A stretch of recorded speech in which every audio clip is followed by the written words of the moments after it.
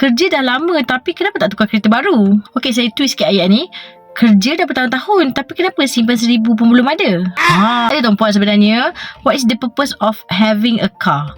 Adalah untuk kita bergerak dari satu destinasi ke destinasi yang lain. Dan function kereta saya adalah untuk saya pergi kerja, hantar ambil anak sekolah, macam tu sahaja. Jadi dengan kereta saya ni, saya jimat banyak tuan-puan. Jimat minyak. Dah tak ada bayar loan lagi dah. Hanya maintenance, hanya road tax insurance sahaja. Dan tak ada keperluan untuk saya beli kereta baru.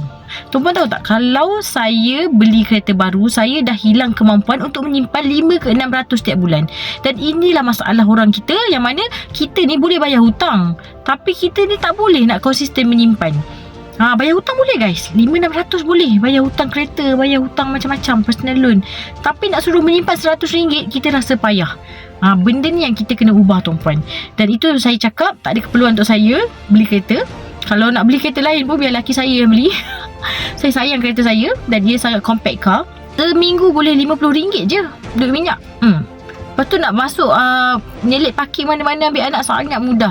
Jadi nikmat mana yang engkau nak dustakan, kan? Jadi kalau tuan-puan pula macam mana? Nak tukar kereta baru ke ataupun guna je kereta lama yang comel-comel ni? Cuba komen.